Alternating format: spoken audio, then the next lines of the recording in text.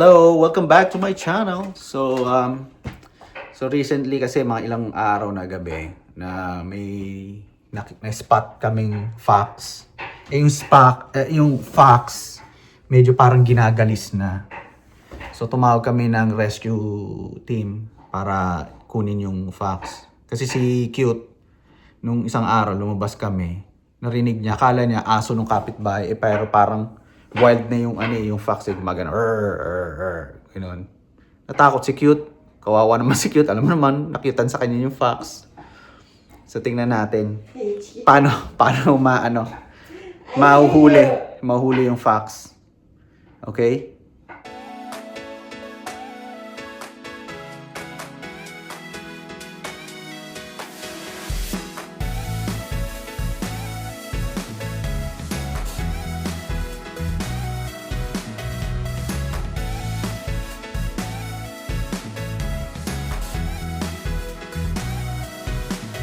Yun, tumawag na yung rescue ng fox. So maglalagay sila ng actually siya lang mag-isa lang siya. Maglalagay siya ng trap. So sabi niya, wag muna raw ako sumama sa likod ng bahay. Pa naglagay siya ng trap. Baka doon nandun yung fox. Delikado na for safety reason. Ayoko makagat. So after niya maglagay ng trap, pakita ko sa inyo saan niya nilagay yung trap, kung ano yung tsura. So hopefully makuha namin yung fox, ma-rescue, tapos malagay siya sa magamot kasi kawawa naman kasi ginagalis na nga yun. So yan si Dudong getting ready na, dala niya yung kanyang napakaliit na net, kasyang kasya tayo dyan. Ayan, naglagay na rin siya ng gloves, baka nga wild na wild yung fox. Ayan, dahan-dahan siyang parang linjang naglalakad papasok ng bahay. Ayan, nag-iikot-ikot siya sa paligid ko ng aking tahanan. Dahan-dahan siya naglalakad na parang ninja dahil nga baka nandyan ang fox. Sinilip niya dyan, wala raw. Tumingin siya sa kapitbahay, wala rin siyang nakita. So dinouble check niya yan, wala pa rin siya nakita. Nagpunta siya sa banda ng pool. So yan, i-explain ko lang sa kanya in-explain ko lang sa kanya kung saan dumadaan yung fox. So pakinggan nyo na lang yung usapan namin. Mahirap English nahihirapan na naman ako. And the other, like I told you, Sunday, he was here. He was just here, sitting there. Now, do you see him go under your deck, or your cameras don't really pick that up? No, but I see him go here. Like the camera, Oh, it's going in? Okay, well, that's good. All right, cool. So, what I'll do is,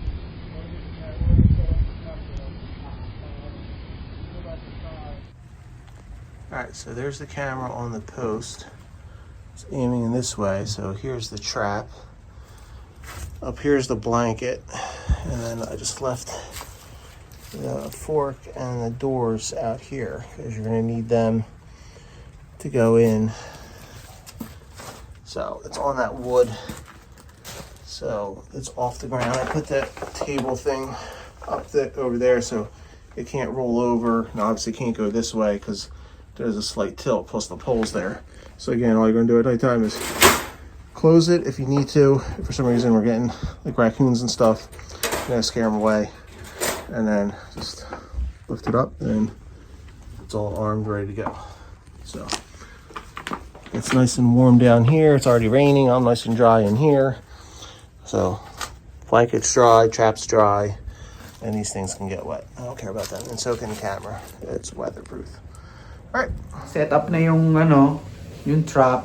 Nakaka-stress pala manghuli ng wild animal kasi may mga special instructions siya sa akin na paano in case ibang mahuli like possum or skunk or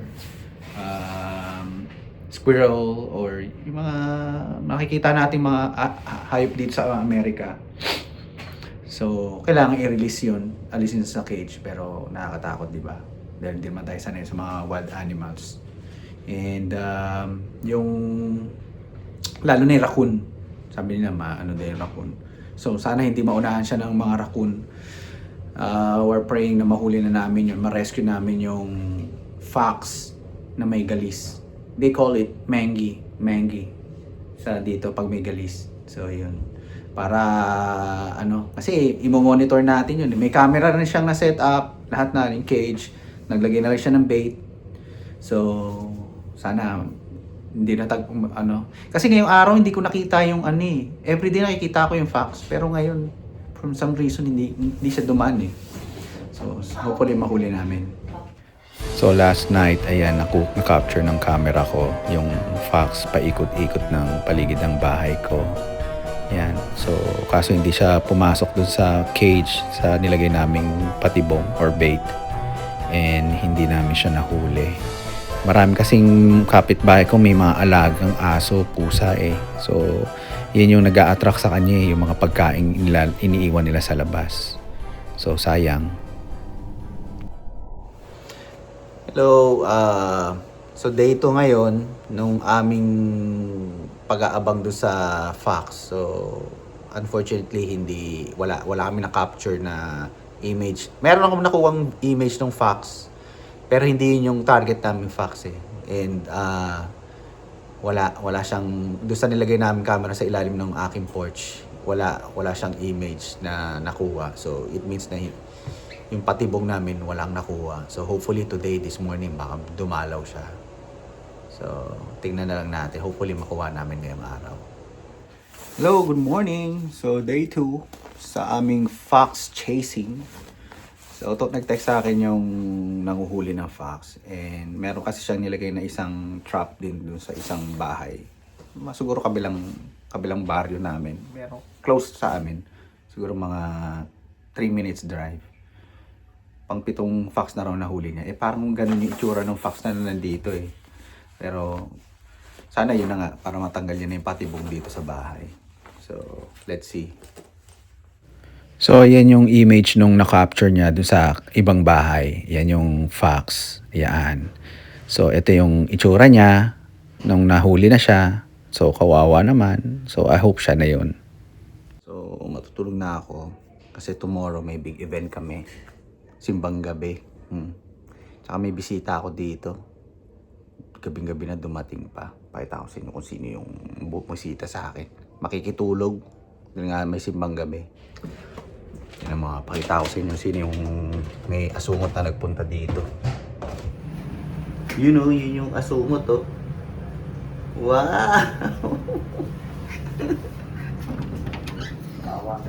Anong ginagawa mo dito? Ha? Tagal-tagal mo hindi naman Kasama makikitulog sa akin. May simbang gabi kami tomorrow. Say hi to the vlog, mother. Hello! So yun, matutulog na ako kasi maaga pa yung simbang gabi namin tomorrow. So, maya-maya gigising na kami. So, see you later. Good night. Good morning. Okay na. Ginising na ako. Ginising na ako ng nanay ko. Alexa, what time is it? It's 4:04 a.m. 4:04 na. Sige na, maliligo muna ako. Shower muna. So yun. Today is the day of simbang gabi. Hirap gumising na maaga. Okay, pogi check. Pogi check. Pogi check. Okay na, ready na. Ready na kami. Yun. Ang nanay kong cute. Ready na rin. Sa simbang gabi. Ang asawa kong cute na cute. Ang lamig sobre. Yung dadali namin sa simbahan. Siyempre, simbang gabi. Siyempre, pag Pilipino, dapat machibugan.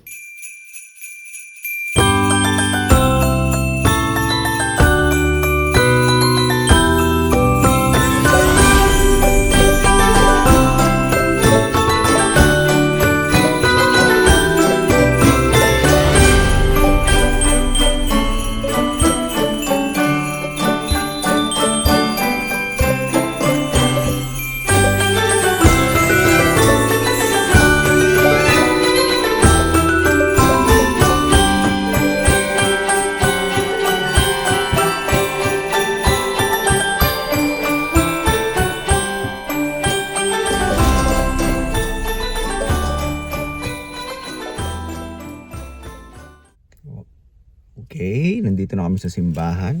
Wala pa rin masyadong tao. So, let's go. Dadatingan na sila. Tingnan natin.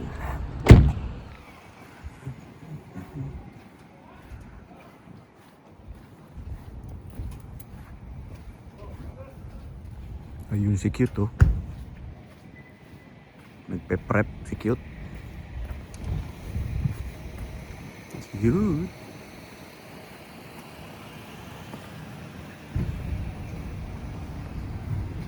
Organizer ng event na to yung church ng mother ko eh. Sila magpapakain. Hello! Ngayon na, busy na sila mag-prep ng mga breakfast.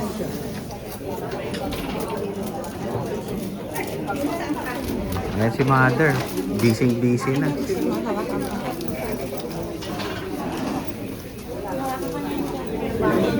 Mga handa.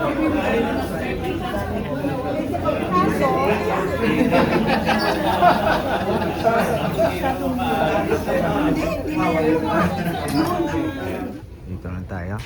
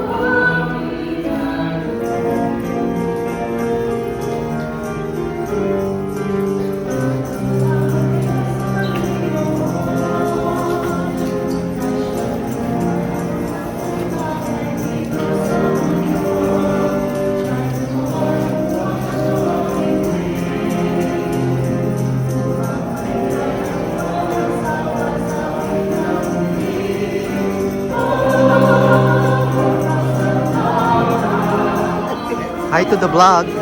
Hi, Black. Good morning. Welcome to my channel. Good morning. Good morning. Kain na tayo. Jeffrey, say hi to the vlog. Hello. Kakain na tayo.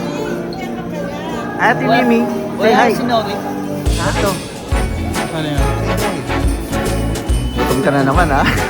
Kakain na naman. Kasi ano sa Ethan? Ba't kayo may plato na? Ha? Ba't may plato na kayo? Kami wala. Cut off. May palakasan dito ha. Kain na doon. Hello. Say hi. Ito yung mga nauna. Sopas. Yung mga nauna, hindi namin tinimuan. Sopas ba yan? The voices. Oh, sopas the voices. Gaganda boses nyo. Ah. Gaganda boses nyo. Ano to? Sopas na? Sopas sa tangon. Ah, sotanghon. Dumpling.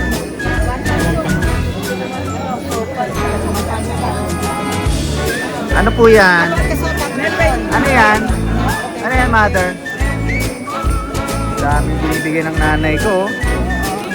Oops. Oops, thank you. No, thank you. Meron na po. Ano yan, kutsita. Ayan, puto.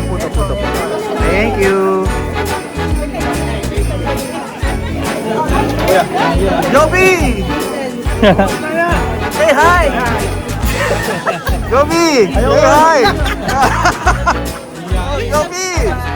Uy! Yung subscriber ko.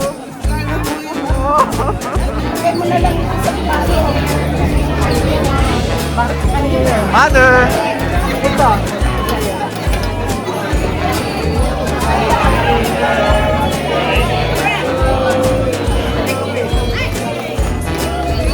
Ano, mother?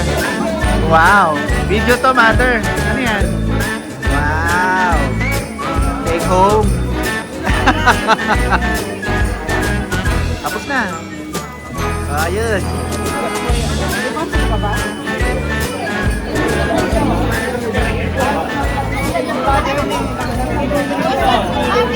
Dito ding.